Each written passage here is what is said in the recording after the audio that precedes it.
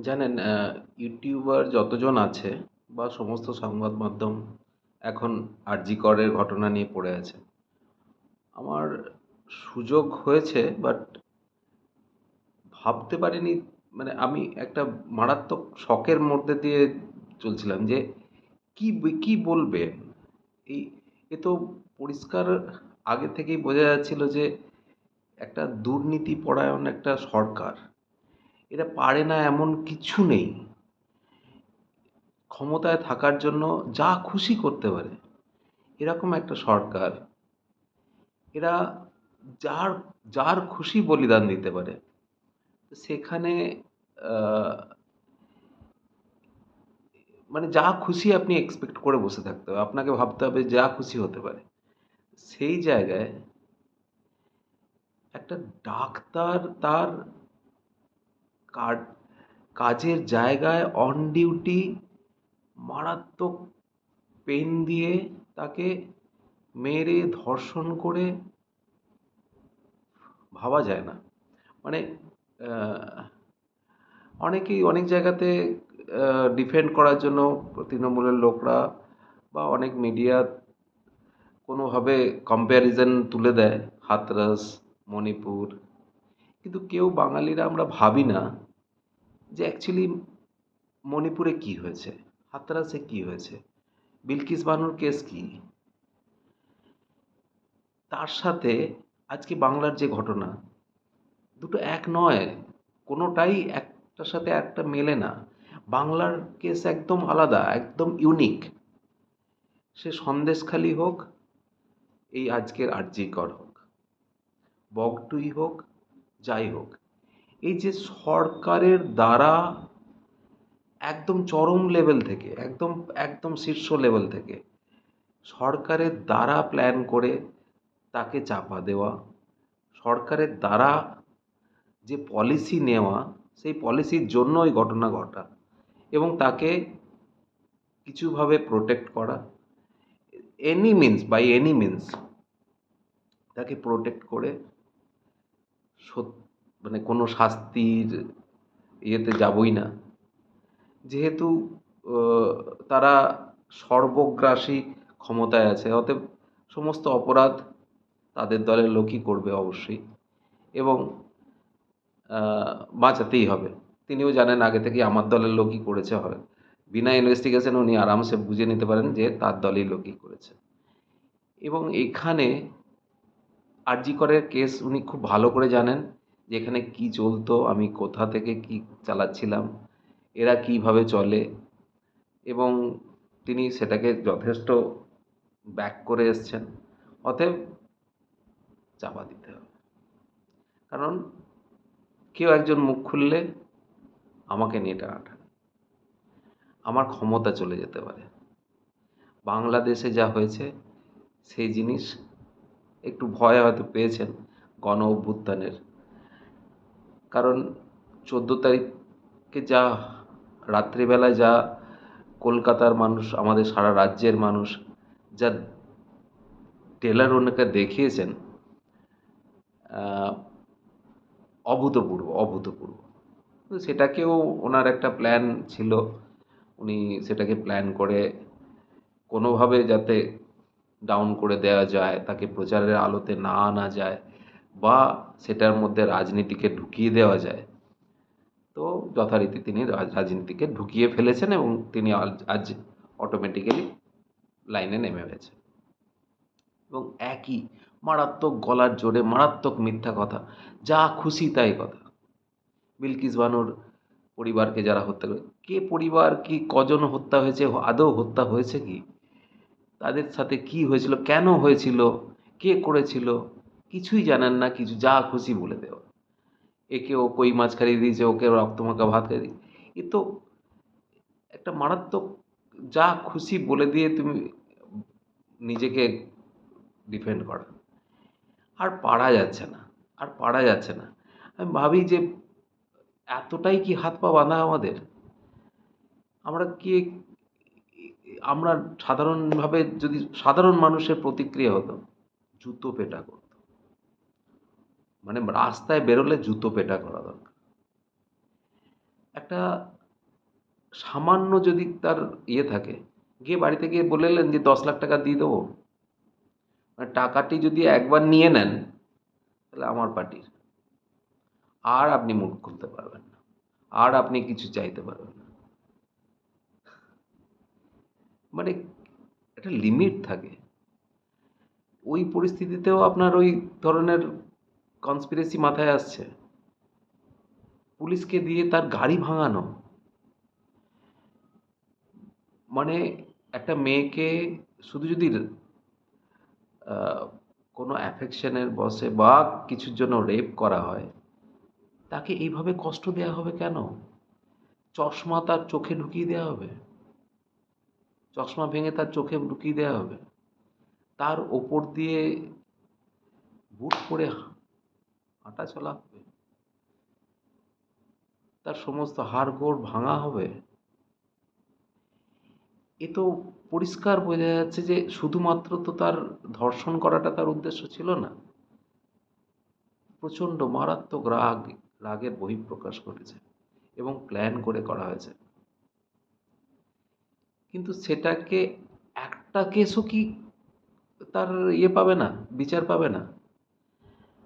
আর একটা রাজ্য সরকার, আমাদের সংবিধান প্রচুর প্রচুর ক্ষমতা দেয়া আছে তার হাতে, সে যদি সব সময় চেষ্টা করে যে না, আমি এটা হতে দেবো না, আমি by means any any means আমি এটাকে আটকাবো, আপনি কত দূর লড়বেন? আপনি কত দূর লড়বেন? এ তো সত্যি গণ অভ্যুত্থান ছাড়া আমি তো আর কোনো রাস্তা দেখছি না। আর একটা নিজেদেরকে আমাদের কোশ্চেন করা উচিত। আমি পুরো সোসাইটিকে বলছি, একবার ভেবে দেখুন তো, যদি উনি যদি উনি ধরুন বিজেপির বিজেপির নেত্রী হতেন, কোনোভাবে বিজেপির সাথে কানেক্টেড বা সিপিএমের সাথে কানেক্টেড হতেন, মানে রাজনীতির লোক হতেন, ডাক্তার রাজনীতির লোক, একই রকম ভাবে হয়েছে, তার ধর্ষণ করে খুন হয়েছে, নাগরিক সমাজ কিছু বলতো? আমার মনে হয় না কেউ বেরোতো। বিজেপির হলে তো একটা সম্প্রদায় অটোমেটিক্যালি চুপ, আর একটা সম্প্রদায়, ওই সম্প্রদায়টা রেগে যাবে বলে আর একটা দল বেরোবে না, অতএব চুপচাপ। আবার একটা কথা ভাবুন, এটা যদি কোনো জেলায় হতো, কোনো একটা গ্রামের মফস্বল এরিয়ার একটা হসপিটালে হতো, তাহলে কি হতো? কেউ বেরোতো? কেউ কোনো ডাক দিত? কলকাতার মানুষদের হৃদয় কাঁপতো?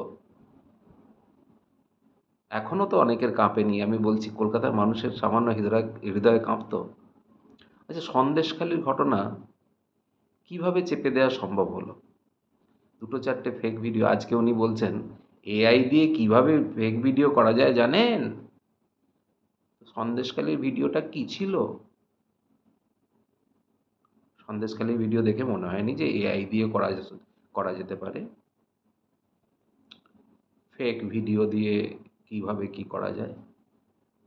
সন্দেশখালি একবার ভেবে দেখুন তো, মানে একটা বাড়ির কোনো মহিলাকে, তাকে এমন একটা পরিস্থিতিতে ফেলা হচ্ছে যে সে ইউজড হতে বাধ্য হচ্ছে, সে নিজে বাড়ি থেকে গিয়ে পার্টি অফিসে যাচ্ছে এবং তাকে সব কিছু সহ্য করতে হচ্ছে, ভাবতে পারেন?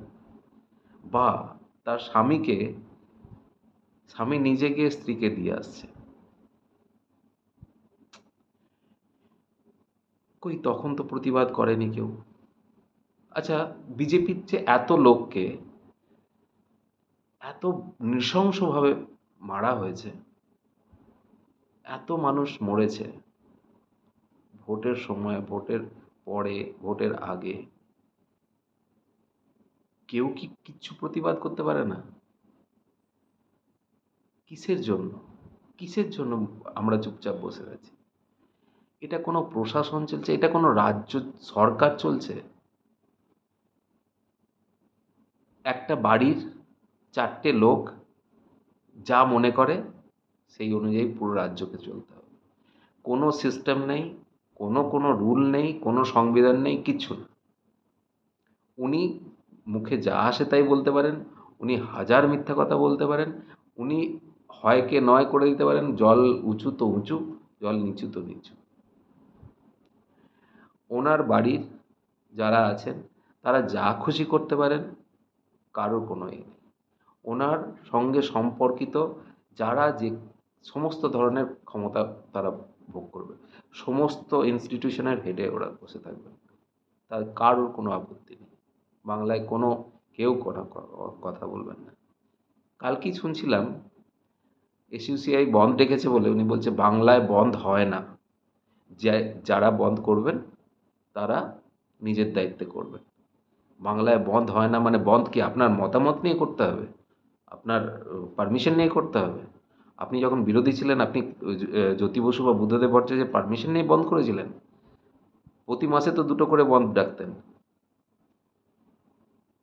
বন্ধ ডাকবে বিরোধীরা, ইস্যু ভিত্তিক বন্ধ হবে, মানুষ তৈরি করবে, তাকে সাপোর্ট করবে কি করবে না। আপনি কে? বন্ধ বন্ধ বাংলায় হয় না? এত অন্যায় এত অবিচারের পরে সত্যিই তো বন্ধ করতে দেননি। আমি দেখেছি অনেকেই, অনেক বিশ্লেষক বলে যে বিরোধীদের দোষ, আন্দোলন করে না। করবে কোথা থেকে? এমন একটা সিস্টেম করে রেখেছেন যে বাইরে কেউ কিছু বললে বা কেউ কিছুভাবে এলে তাকে যে কোনোভাবে তাকে চাপ দেওয়া। তাকে ধরতে না পারো তার বউকে ধরো, তাকে ধরতে না পারো তার বাচ্চাকে ধরো, ছেলে বা মেয়েকে ধরো। সে কোথায় পড়ে, সে কোথায় কি করে, তার কি দোষ আছে, তার সে কত সালে কি করেছে না করেছে হিস্ট্রি নির্বার করো, দিয়ে তাকে মেলাইন করো বা আলটিমেট কিছু করে দাও। অতএব ভয়ে কেউ কিছু বেরোবে না। তো আন্দোলন সংগঠিত হবে কিভাবে?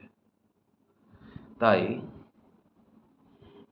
আমার মনে হয় এই রাজনীতি না ঢুকিয়ে, না করে যে আমরা বলছি, আমাদেরকে রাজনীতি তো ঢোকাতেই হবে। আলটিমেটলি আমাদের উদ্দেশ্য কি? এই সিস্টেম থেকে বেরিয়ে আসতে গেলে একটা ভালো সিস্টেম, ভালো হোক বা ভালো মন্দ যাই হোক, এতে থাকা যায় না। তো এর থেকে বেরিয়ে আসতে গেলে আমাকে তো এনাকে তাড়াতে হবে। তাড়াতে গেলে আমাকে যা কিছুতে তার থেকে ক্ষমতা সরাতে গেলে তো আমাকে কিছু করতে হবে। এই যে সিস্টেম, একটা মারাত্মক দম বন্ধ করা সিস্টেম, তার থেকে বেরিয়ে আসতে গেলে তো কিছু করতে হবে। এনিহাও আমাকে তাকে তাড়াতে হবে। তো তার তো উপায় দেখতে হবে। সে তো রাজনীতি দিয়েই করতে হবে। অতএব রাজনীতি করতে হবে। আমি বলবো বামেদেরও চিন্তাভাবনা করতে হবে, রামেদেরও চিন্তাভাবনা করতে হবে যে একে মেন উদ্দেশ্য রাজনীতি না, পশ্চিমবঙ্গে মেন উদ্দেশ্য ডাইনিকে তাড়ানো। এই ডাইনিকে তাড়ানো সব কিছু শেষ করে দিচ্ছে। শিক্ষা তো আগেই শেষ হয়ে গেছে। আপনি আজকে কোনো গ্রাম থেকে কোনো ভালো ছেলে উঠতে দেখেন? কটা ছেলে সরকারি স্কুল থেকে পড়ে, কটা ছেলে বেরিয়ে আসছে? আমি জাস্ট বলছি 20 থেকে 22 বছর আগে গ্রাম থেকে অনেক ভালো ভালো ছেলে আসতো সরকারি স্কুল থেকে। আজকে সেটা জিরো। 10th পরে আর কারো পড়ার ইয়ে নেই। যে কোনোভাবে তৃণমূলে ঢুকে যাও, এনজয় করো। মদ, মহিলা, মানি, পয়সা আপনি আরামসে ভোগ করতে পারবেন, কালচার যাই হোক। তো আমাদেরকে যদি এগুলো থেকে বেরিয়ে আসতে, রাজনীতি তো যেতেই হবে, আলটিমেট তো রাজনীতি, রাজনীতি ছাড়া কিছু হয় না। তাই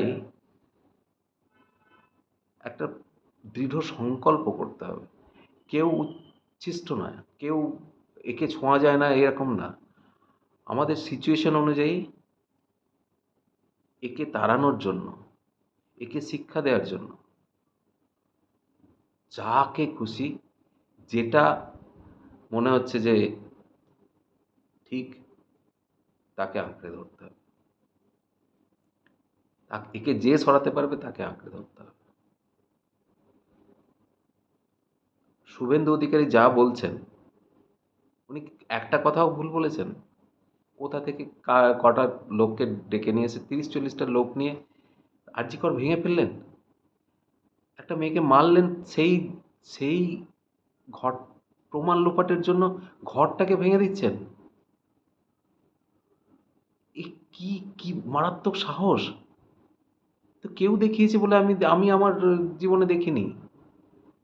সেই ঘরটাকে ভেঙে দিচ্ছেন, পুলিশ সেটাকে অ্যালাউ করছে। আচ্ছা ঠিক আছে, 40 মিনিটে যা খুশি করে নাও। আর সহ্য করা যাচ্ছে না, আর সহ্য করা যাচ্ছে না। আমার মনে হয় এই মেয়েটি, এই অভাগী যেন আমাদের আমাদের তরফ থেকে, যারা আমরা সাধারণ মানুষ, সাধারণ মানুষ তো অনেক বলিদান দিলাম, সাধারণ মানুষের তরফ থেকে শেষ বলিদান হওয়া উচিত। এই অভাগী যেন আমাদের শেষ বলিদান হয়।